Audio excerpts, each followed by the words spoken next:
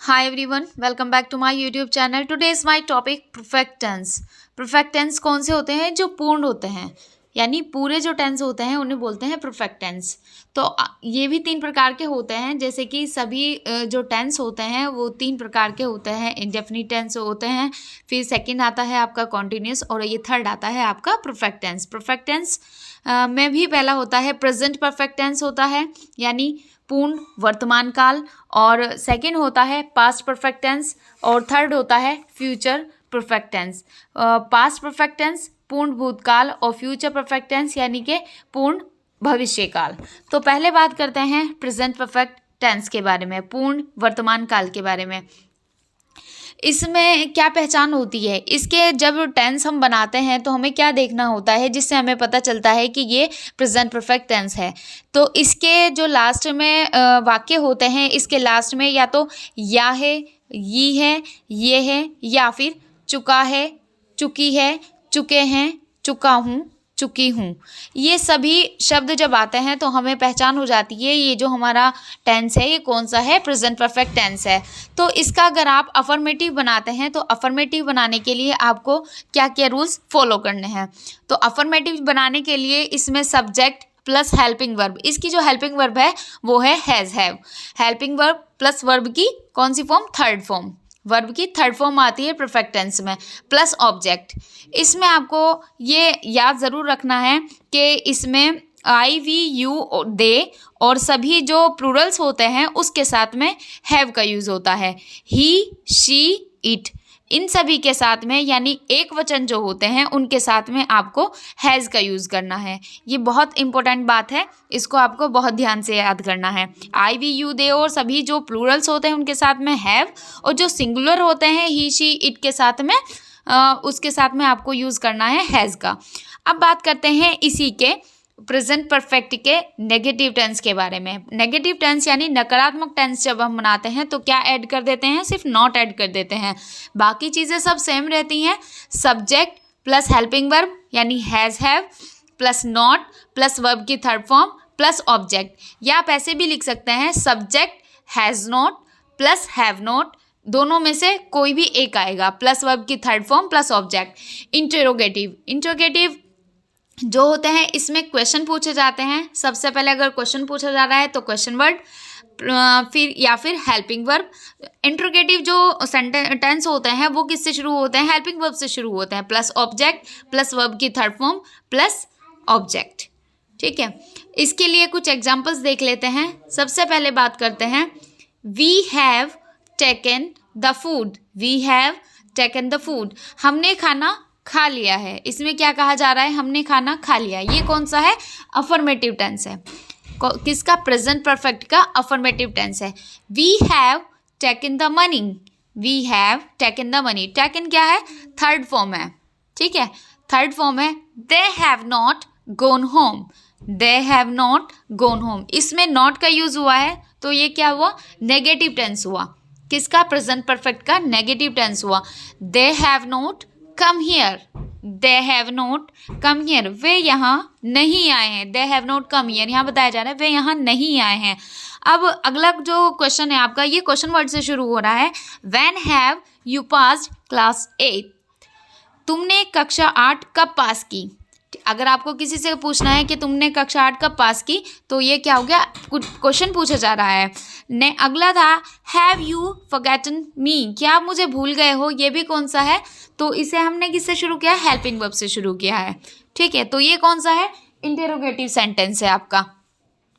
ठीक है, अब बात करते हैं पास्ट परफेक्ट टेंस के बारे में. पास्ट परफेक्ट टेंस जो होते हैं उन्हें हम बोलते हैं पूर्ण भूतकाल. क्या बोलते हैं? पूर्ण भूतकाल बोलते हैं.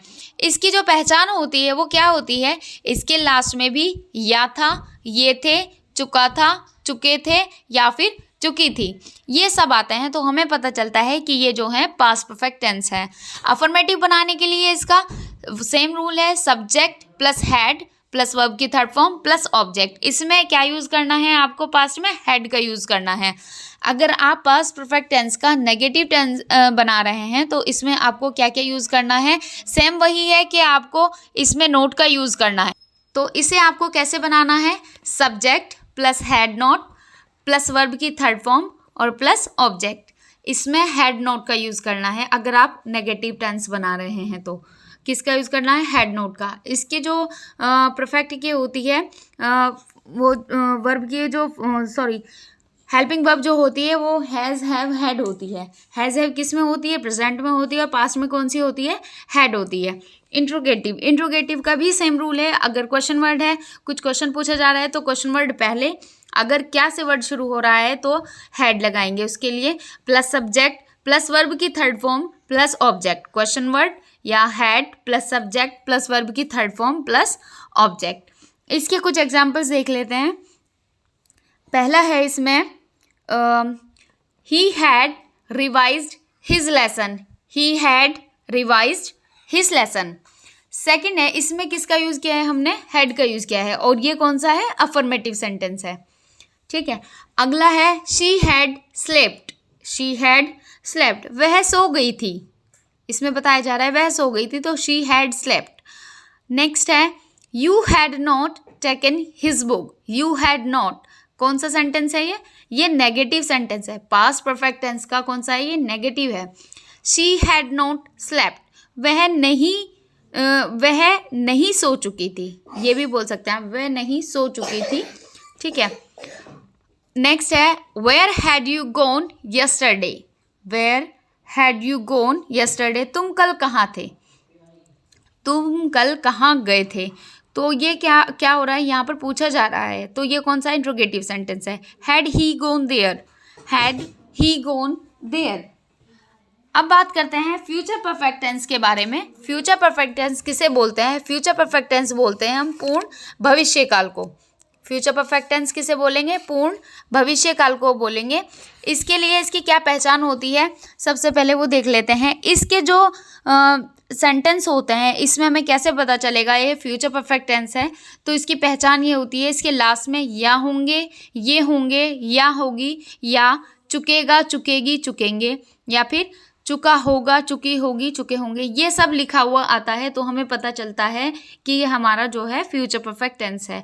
अगर फ्यूचर परफेक्ट टेंस का आप अफर्मेटिव बना रहे हैं तो उसके लिए हमें चाहिएगा सब्जेक्ट प्लस विल हैव या फिर shall have. Subject plus will have या शैल हैव। विल के साथ में आपको हैव का यूज़ करना है, शैल के साथ में भी आपको हैव का यूज़ करना है, तभी पता चलेगा फ्यूचर परफेक्ट टेंस है। प्लस वर्ब की थर्ड फॉर्म प्लस ऑब्जेक्ट। अगर आप इसका नेगेटिव बना रहे हैं तो नेगेटिव में भी आपको ये चीज़ ध्यान रखनी है कि जब आप इसको बनाएंगे तो उसमें नहीं का यूज़ होगा, यानी नकारात्मक होते हैं जो नेगेटिव सेंटेंस होते हैं। तो इसमें subject will not have, will have बताया था ना मैंने, विल हैव तो किस में आएगा? अफर्मेटिव में। जब आप इसका नेगेटिव बनाएंगे तो विल नॉट हैव या फिर shall not have according to situation. Plus verb की third form plus object. Negative में subject plus will not have या फिर shall not have plus verb की third form plus object. Interrogative में सबसे पहले क्वेश्चन वर्ड अगर क्वेश्चन पूछा जा रहा है, नहीं तो फिर विल या shall plus subject plus have plus verb की third form plus object. Will shall के बाद में आपको सब्जेक्ट का यूज़ करना है, उसके बाद में हैव का यूज़ करना है, प्लस वर्ब की थर्ड फॉर्म प्लस ऑब्जेक्ट। इसके कुछ एग्जाम्पल्स हैं, जैसे मैंने लिखा है यहाँ पर, the boy will have done his work. लड़का अपना काम कर चुका होगा। The boy will have done his work, लड़का अपना काम कर चुका होगा। इसमें लास्ट में क्या आ रहा है? कर चुका होगा। तो इसी से हमें पता चल रहा है ये कौन सा है? फ्यूचर परफेक्ट टेंस है हमारा। नेक्स्ट है I shall have bathed before sunrise. Before sunrise third form का यूज हो रहा है इसमें।